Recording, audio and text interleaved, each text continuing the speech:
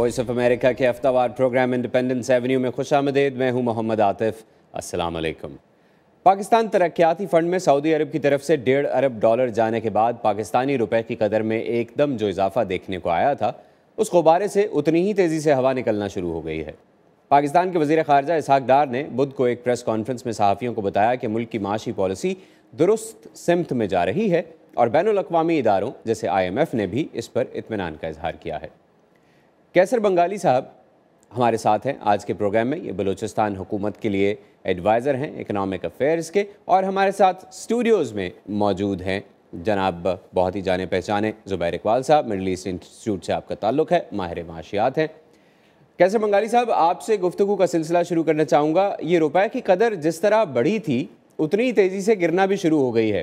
کیا سعودی عرب سے جو $1.5 ارب کی امداد ملی ہے اس کا اثر 2 دن میں ہی ختم ہو گیا ہے؟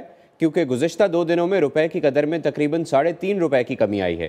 کیا یہ واپسی کا سفر بھی اتنا ہی تیز ہوگا یا اسے روکا جا سکتا ہے؟ اصل میں جو معاشی اعداد و شمار ہے وہ اگر بنیادی طور پہ نہیں بدلتے تو ڈالر کی قیمت ہونے کے امکانات نہیں ہوتے ہیں. اس وقت حالات ایسے ہیں معیشت کے کہ ہم ہر $1 کی ایکسپورٹ پر تقریباً $2 امپورٹ کر رہے ہیں. جب تجارتی خسارہ اتنا وسیع ہو تو یہ امکان نہیں ہے کہ روپیہ جو ہے وہ اپریسیٹ کرے گا یا ڈالر ڈپریسیٹ کرے گا روپے کے مقابلے میں. یہ تو یقیناً $1.5 ارب جو آئے ہیں اس کی وجہ سے ہوا ہے.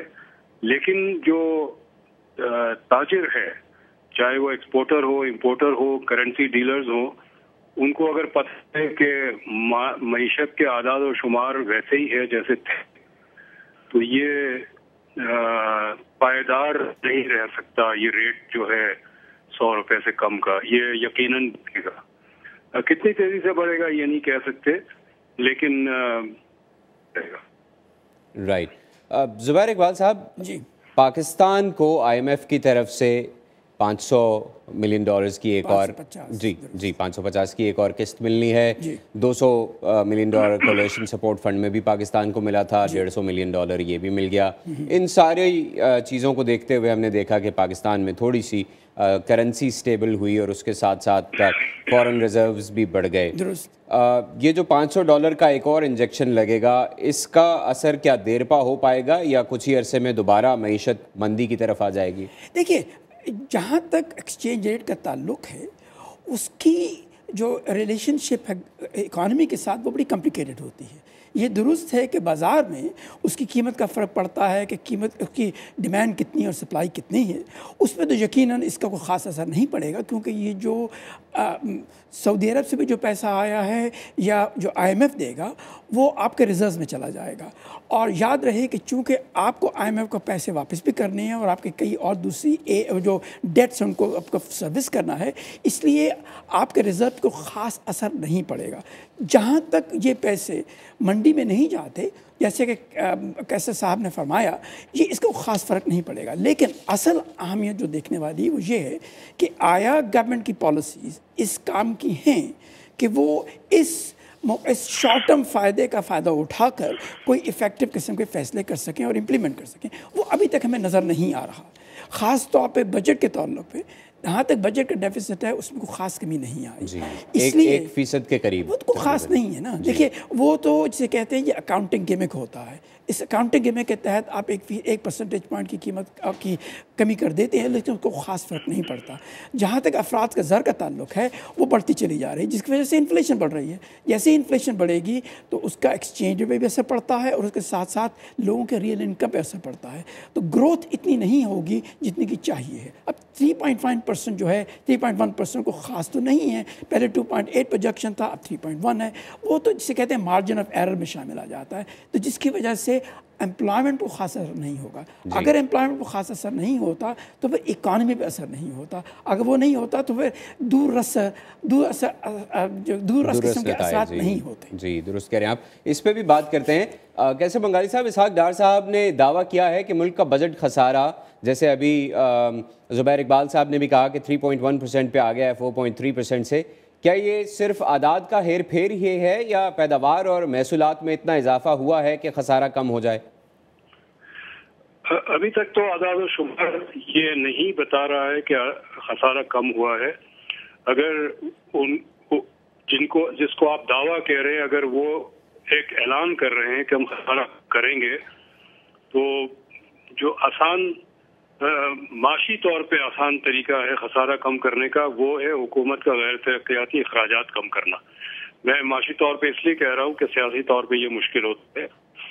टैक्स के रेवेन्यू बढ़ाने के बहुत कोशिशें कई साल से हो रही है, लेकिन उसमें कोई खातिर खा कामयाबी नहीं आ रही है। तो अगर खसारा कम करना है तो गैर तरक्याती अखराजात में कमी से ही हो सकता है। अगर हुकूमत ये सियासी फैसला कर ले तो ये बहुत एक अच्छा फैसला होगा।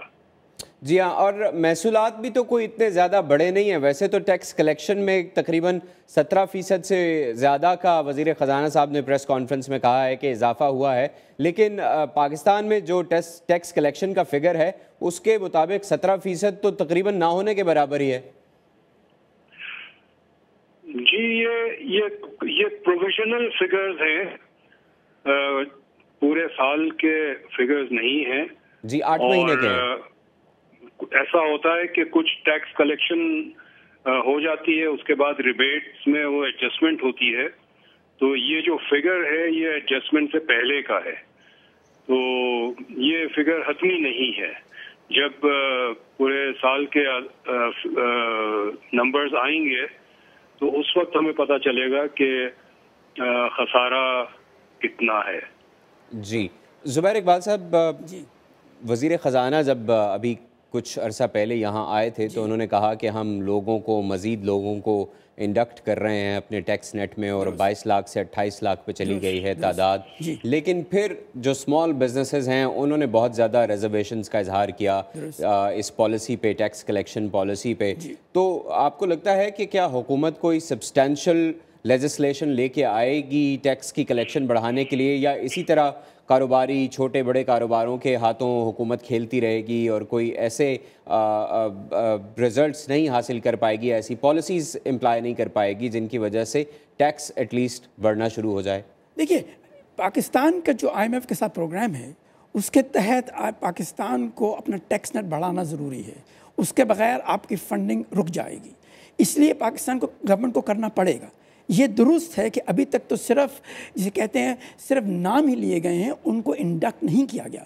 चूँकि अभी तक उनको इंडक्ट नहीं किया गया, इसलिए ये उम्मीद करना कि इसके वजह से टैक्स कलेक्शन पे कोई ख़ास खातिर खा असर होगा, ये गलतफहमी की बात है।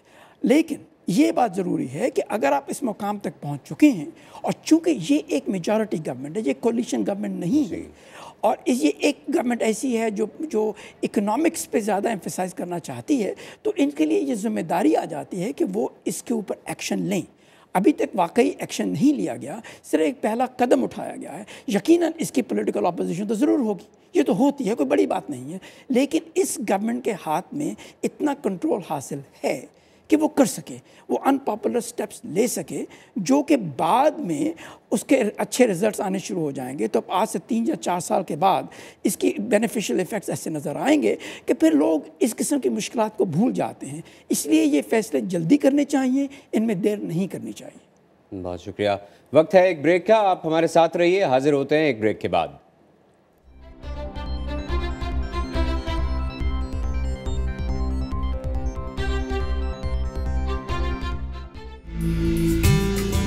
खबर जो आप पर असरअंदाज हो सके, खबर जो आपके माहौल को बदल दे, वो खबर जो आपकी दुनिया का नक्शा तब्दील करने वाली है। वो खबर जानिए मुझसे, आयशा खालिद से।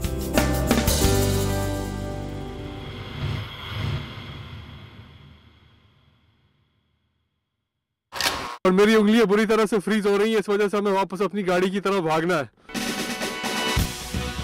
बदलती हुई दुनिया, سائنس کس طرح ہماری زندگیوں میں تبدیلی لا رہی ہے۔ Abdul Aziz Khan, voice of America. Camera دینا تو مجھے دے دو کیمرہ۔ نہیں جاؤ تم، شور جاؤ۔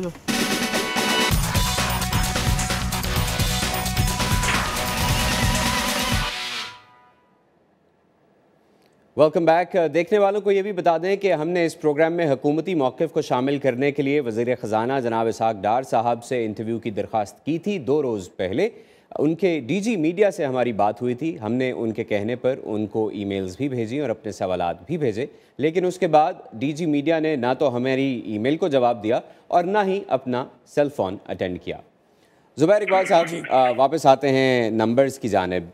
ان سب نمبرز کے باوجود جو وزیر خزانہ نے 2 روز پہلے اپنی پریس کانفرنس میں دیے، آپ نے افراط زر کا ذکر کیا، 8.6 پہ برقرار ہے، اس کے بعد جی ڈی پی 4.4 پر برقرار ہے، اور بے روزگاری کے فگر پہ تو وزیر خزانہ صاحب نے کوئی بات ہی نہیں کی۔ یعنی ان 8 مہینوں میں عام آدمی کی زندگی پر کوئی اثر نہیں پڑا، وہ ویسے کا ویسا ہی ہے، بے روزگاری ہے، بھوکا مر رہا ہے، فاقے مر رہا ہے۔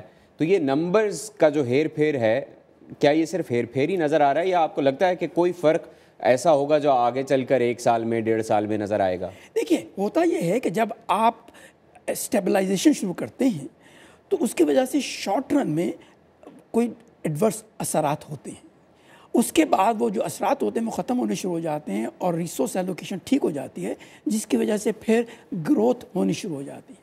مشکل یہ ہے کہ یہ جو انفلیشن کے نمبر جو 8.4 کہتے ہیں، مجھے کب لگتا ہے یہ غالباً 10 یا 11% کے قریب ہے، اور اس کی وجہ یہ ہے کہ یہاں پر منی سپلائی کو بہت بڑھا دیا گیا تھا گورنمنٹ کو فنانس کرنے کے لیے، جس کی وجہ سے اس کے اثرات جو ہیں وہ 6 اور 8 مہینے کے بعد آتے ہیں، تو شاید 2014 کے آخری حصے میں نظر آئیں گے۔ مطلب میرا کہنے کا یہ ہے کہ دیکھیے، یہ جب بھی آپ کوئی مشکل فیصلے کرتے ہیں وہ تو اس کے شارٹ ٹرم اثرات اچھے نہیں ہوتے، لیکن اس کے لانگ ٹرم اثرات اچھے ہوتے ہیں۔ مجھے اس وقت جو مشکل نظر آ رہی ہے وہ یہ ہے کہ شارٹ ٹرم میں جو ایکشنز لیے گئے ہیں وہ اس قابل نہیں کہ وہ میڈیم ٹرم میں اچھے اثرات حاصل کر سکیں گے۔ اس کی 2 وجوہات ہیں۔ ایک تو بات یہ ہے کہ ابھی تک آپ نے ملک میں پرائسنگ ٹھیک نہیں کی، آپ کے بجٹ ڈیفیسٹ جو ہے ابھی بھی بہت بڑا ہے اور بڑھ رہا ہے، آپ کی جو بیلنس آف پیمنٹس پوزیشن جو ہے وہ ٹھیک نہیں ہے۔ وہ اس لیے ٹھیک نہیں ہے کہ اگر یہ آپ کو $1.5 بلین سعودی عرب کی طرف سے نہ آتے تو آپ کے ریزرو بہت کم ہو جاتے، اور آپ کو $1 سے $2 بلین ایکسٹرا آپ کو بھی ری پے کرنا ہے اس سال میں، جس کی وجہ سے آپ کی بیلنس پیمنٹس پوزیشن جو ہے وہ کمزور ہے اور کمزور ہو جائے گی، اس سے بھی زیادہ کمزور ہو جائے گی۔ ایسے حالات میں آپ کو بجٹ پہ کام کرنا بہت ضروری ہے، جو کہ ابھی نظر نہیں آ رہا۔ بجٹ ختم ہونے میں 3-4 مہینے باقی ہیں، نیا بجٹ شروع ہوگا، اس کے لیے ابھی تک یہ معلوم نہیں کہ کیسے زیادہ ریونیوز کریٹ کیے جائیں گے اور بجٹ کے ایکسپینڈیچرز کو کیسے کم کیا جائے گا۔ اس وجہ سے مجھے ذرا کچھ امید کم نظر آتی ہے، وہ اس لیے کہ آپ کے ڈیولپمنٹل ایکسپینڈیچرز کم کر دیے گئے ہیں۔ شارٹ ٹرم میں کچھ بینیفیشل ایفیکٹ اس طرح ہوئے کہ آپ نے انرجی اور دوسری سپلائز کو بڑھا دیا، جس کی وجہ سے کیپیسٹی یوٹیلائزیشن بڑھ گئی، تو مینوفیکچرنگ اور سروس سیکٹر میں ذرا گروتھ بڑھ گئی، لیکن اس کی وجہ سے سسٹینیبل گروتھ ابھی تک نہیں بڑھی۔ اس لیے یہ امید رکھنا کہ امیڈیٹلی کچھ نہ کوئی فائدہ ہوگا ذرا مشکل بات ہے۔ اس لیے ضروری یہ ہے کہ ہمیں سبسٹانٹیو پالیسی ایکشنز لینے چاہیے۔ سبسٹینشل گروتھ کی آپ نے بات کی ہے، کیسے بنگالی صاحب؟ سردیوں میں تو یہ ہوا کہ گیس کو بھی کاٹا گیا، جو کمرشل یا گھریلو صارفین تھے ان کی طرف سے، اور بجلی ویسے ہی ذرا زیادہ مقدار میں میسر تھی کیونکہ سردیوں میں بجلی کا استعمال اتنا زیادہ نہیں ہوتا، لیکن اگر دیکھا جائے تو کوئی سبسٹینشل اضافہ نہیں ہوا انڈسٹری کو گیس اور بجلی کی سپلائی میں، اور گرمیوں کا آغاز ہوا چاہتا ہے، بجلی کی عدم دستیابی ایک بار پھر معاشی ترقی پر حائل ہوگی، مزدوروں کے معاشی مشکلات میں اضافہ کرے گی۔ کیا توانائی کے بحران کو حل کرنے کے سارے دعوے انتخابی نعرے اور حکومتی دعوے ہی رہیں گے، یا یہ بحران ان آئندہ 5 سالوں میں حل ہوتا نظر آتا ہے؟ اور دوسری بات یہ ہے کہ وزیر بجلی اور پانی جناب خواجہ صاحب کو ایک اضافی وزارت بھی دے دی گئی ہے، یعنی جیسے بجلی اور پانی میں تو کوئی اتنا چیلنج تھا ہی نہیں۔ شروع تو گورنمنٹ نے سرکولر ڈیٹ کا مسئلہ حل کیا،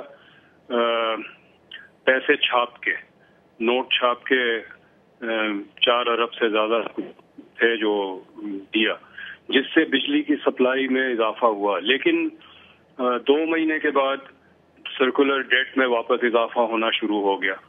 इस वक्त जो हुकूमत के बिजली के मंसूबे हैं वो तकरीबन सारे इम्पोर्टेड कोयले के ऊपर प्लांट्स लगाने पे है, चाहे वो पंजाब में हो या बलूचिस्तान में हो।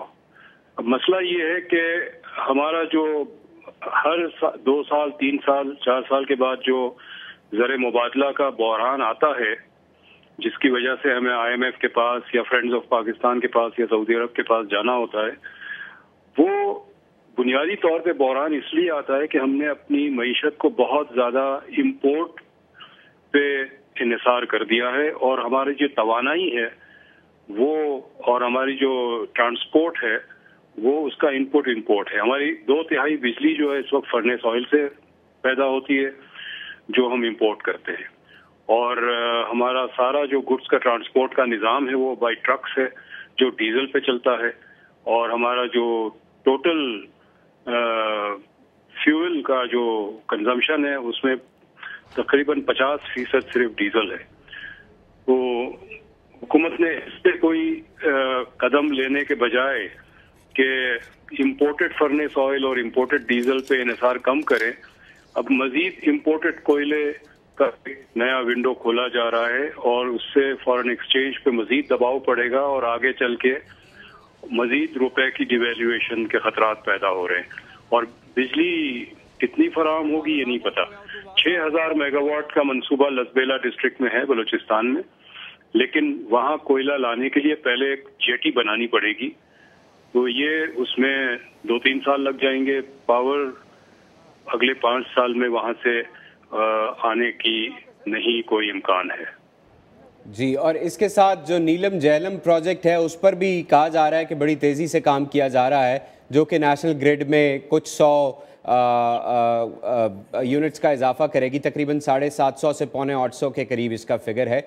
लेकिन बात वहीं आ रही है कि जितने भी प्रोजेक्ट्स लगाए जा रहे हैं वो प्रोजेक्ट्स, एक तो ये है कि जो कम सस्ती बिजली प्रोवाइड करेंगे वो प्रोजेक्ट्स कंप्लीट होने में बहुत ज़्यादा वक्त दरकार है, जैसे थर कोल प्रोजेक्ट है, जैसे डैम्स के प्रोजेक्ट्स हैं जिनके लिए पाकिस्तान के पास अब फंडिंग की खासी उम्मीद भी है, जैसे दयामीर भाषा डैम है और इसके अलावा मुंडा डैम है, और कुछ छोटे डैम्स तो काम कर ही रहे हैं। लेकिन जैसे आपने अभी पंजाब का जो कोयले का प्रोजेक्ट है उसका भी जिक्र किया, उससे फॉरेन रिजर्व्स पे और ज़्यादा प्रेशर पड़ जाएगा, तो ऐसी सूरत में रुपया एकदम से मज़ीद डीवैल्यूएट होने के भी बहुत ज़्यादा इम्कानात हैं, जैसे आपने ख़ुद भी कहा है। और एक्सपोर्ट्स को किस हद तक बढ़ाया जा सकेगा? अगर हम महंगी बिजली बना भी लें तो क्या हम बैलेंस कर पाएंगे अपनी रेवेन्यू जनरेशन को और रुपए की कीमत या रुपए की कदर को थोड़ा स्टेबल करने में?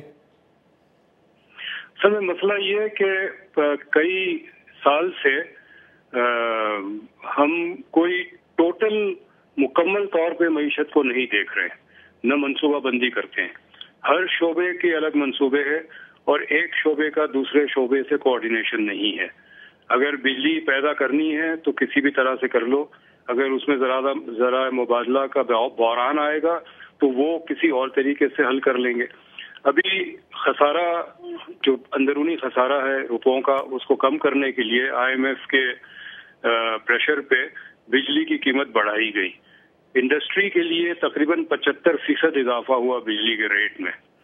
ये नहीं देखा गया कि इससे क्या इंडस्ट्री कौन सी बंद हो जाएगी और उसके जो रेवेन्यूज है वो खत्म हो जाएंगे, उसमें जो रोजगार है वो खत्म हो जाएगा, उसका एक्सपोर्ट खत्म हो जाएगा। सिर्फ ये था कि खसारा कम करना है, IMF का के साथ वादा किया हुआ है तो बिजली के रेट बढ़ा दें। कोई हमें मुकम्मल कोई विजन अगर हमारे पास नहीं है और हमें ये नहीं पता है कि हम मईशत को कहाँ ले जाना चाहते हैं, किस तरह ले जाना चाहते हैं, तो फिर ये एडहॉक फैसले इस तरह होते रहेंगे। एक फैसला करेंगे, मसला हल होगा, नया मसला पैदा होगा, उसके लिए एक और फैसला करेंगे तो वो मसला हल हो जाएगा, फिर एक नया मसला पैदा होगा। तो ये इकोनॉमिक पॉलिसी मेकिंग में कंफ्यूजन है जो इस हुकूमत का सिर्फ नहीं है, कई सालों से ये चल रहा है। और मेरे ख्याल में जब तक हम इसको हल नहीं करेंगे और एक ठोस मंसूबा मईशत के हवाले से नहीं बनाएंगे तो ये बहरान एक एक बहरान आएगा, कल दूसरा बहरान आएगा और इसी तरह हम चलते रहेंगे। ज़ुबैर इकबाल साहब, क्या ये सिलसिला अगर इसी तरह से चलता रहा तो हुकूमत IMF के पास कब तक जा पाएगी? देखिए, पिछली हुकूमत के साथ ये हुआ कि एक स्टेज पे आके IMF ने उन्हें मदद देने से इनकार कर दिया। नवाज शरीफ साहब की हुकूमत कब तक अपनी रेवेन्यू जनरेशन बढ़ाने के लिए ये आर्टिफिशियल वैक्यूम बनाएगी और फिर उसमें बिजली की कीमत भी बढ़ाएगी और नोट भी और छाप लेगी? ये जैसे आपने पहले कहा कि सब्सटेंशियल नहीं है, सस्टेनेबल नहीं है, तो उसके बाद फिर क्या होगा अगर ये सिलसिला भी काम ना आ सका तो? कैसे साहब ने दुरुस्त फरमाया कि देखिए, आपको पॉलिसीज जो बनानी चाहिए वो कॉम्प्रिहेंसिव होनी चाहिए और कोऑर्डिनेटेड होनी चाहिए, वो तो दुरुस्त है। लेकिन एक बात मैं सोचता हूँ कि पाकिस्तान में जो प्राइसेस इस वक्त हैं, जो कीमतें हैं गुड्स एंड सर्विसेज की, फैक्टर्स ऑफ प्रोडक्शन की और उसके साथ साथ फॉरेन एक्सचेंज वगैरह की, वो गलत हैं। उनको सही करना ज़रूरी है, चाहे उसकी वजह से कितनी मुश्किलात पैदा हो जाएं। इसीलिए शॉर्ट टर्म में ये फैसले किए जाते हैं ताकि मीडियम टर्म में इसका अच्छा असर हो। यही मैं कहता हूँ अनपॉपुलर पॉलिसी मेजर्स हैं जिनको लेना ज़रूरी होता है। फॉर एग्ज़ाम्पल, चूँकि आपके पास इस वक्त बिजली की शॉर्टेज है, वो इसलिए है कि आपकी सप्लाई और डिमांड में फ़र्क है। वो इसलिए है कि आपकी कीमत गलत है। अगर आप उसकी कीमत ठीक लगाएंगे तो सप्लाई एंड डिमांड का फ़र्क कम हो जाता है और उसके साथ साथ लोगों में इंसेंटिव पैदा हो जाता है कि वो इसकी बिजली को ठीक इस्तेमाल करें, नंबर एक। नंबर दो, ज़्यादा प्रोड्यूस कर सकें। इसलिए ये सब्सिडीज़ जो होती हैं, इम्प्लिसिट सब्सिडीज़ जो कीमत और कॉस्ट के दरमियान होती हैं, उनको जितना हो सके कम किया जाए। एक तो बात ये। दूसरी बात ये है कि अगर करेंसी पाकिस्तानी का रुपये डिवैल्यू होता है तो कोई बुराई नहीं है। वो इसलिए कि इस वक्त पाकिस्तानी जो रुपए की कीमत है वो गलत कीमत है, सच्ची बात है। देखिए, हमारा इन्फ्लेशन रेट जो है इस वक्त 10%, 11% है। बाकी दुनिया में जिनके हम कम्पीट करते हैं वो 5 से कम है। तो इसका मतलब ये जो फ़र्क है, इसकी वजह से आपका एक्सचेंज रेट जो है वो फ़र्क होना चाहिए। इस वक्त जो अगर 100 रुपए का $1 मिलता है तो वो 110 के करीब होना चाहिए, 100 नहीं होना चाहिए। अगर वो हो जाएगा तो उसकी वजह से इंपोर्ट कम भी हो जाएंगी और एक्सपोर्ट इंसेंटिव भी बनेगा। अगर आप ये तमाम कीमतें ठीक करने के काबिल हों तो फिर उम्मीद ये करनी चाहिए कि यकीनन रिसोर्स एलोकेशन बेहतर होगी। जैसे रिसोर्स एलोकेशन बेहतर होगी, टेम्परेरीली असरात ज़रूर होंगे, बुरे असरात होंगे, लेकिन मीडियम और लॉन्ग टर्म के लिए बेहतर होगा। वो ऑर्गेनाइजेशंस या वो फर्म्स या वो इंडस्ट्रीज़ जो इस काबिल नहीं कि इसका मुकाबला कर सके, तो इसका मतलब ये कोई इनएफिशिएंट है, वो सब्सिडी की वजह से लगी हुई हैं, जिसका मतलब है कि वो इकॉनमी में कंट्रीब्यूशन बहुत कम कर रही हैं, बल्कि ले रही हैं। तो उनका बंद हो जाना बुरी बात नहीं है, उनका बंद होना जाना अच्छी बात है, बिकॉज वो रिसोर्स एलोकेशन बेहतर होती है। इसलिए मैं इससे घबराऊंगा नहीं। यकीनन ये पॉलिटिकल प्रॉब्लम है। इसीलिए मैं ये पहले भी कह रहा था कि देखिए, ये एक मेजॉरिटी गवर्नमेंट है जिसके पास 5 साल हैं। उनको चाहिए कि तमाम मुश्किल जो उनको फैसले करने हैं जल्दी से जल्दी कर लें, क्योंकि फिर 2-3 साल के बाद जब उनके पॉजिटिव असरात शुरू हो जाएंगे तो वो बेनिफिट करेंगे। इसलिए उनको डर नहीं करना चाहिए, उनको सही फैसले करने चाहिए और उनको इम्प्लीमेंट करना चाहिए। ये नहीं कि वो हर वक्त अपनी पॉपुलैरिटी के मुताबिक ही सोचते रहें। जैसा कि ज़ुबैर इकबाल साहब ने कहा है कि मेजॉरिटी गवर्नमेंट का एक बेनिफिट ये होता है कि वो अनपॉपुलर फैसले ले सकती है जो बाद में जाकर ज़्यादा फ़ायदेमंद साबित हो सकते हैं। हम अपनी गुफ्तगू का सिलसिला जारी रखेंगे, आप हमारे साथ रहिए। वक्त है एक ब्रेक का।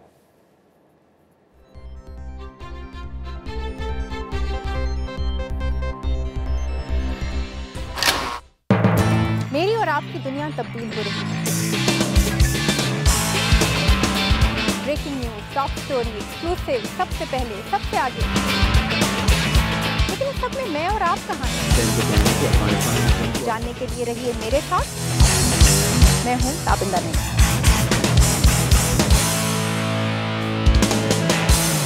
इंडिपेंडेंस एवेन्यू में एक बार फिर खुशामदीद।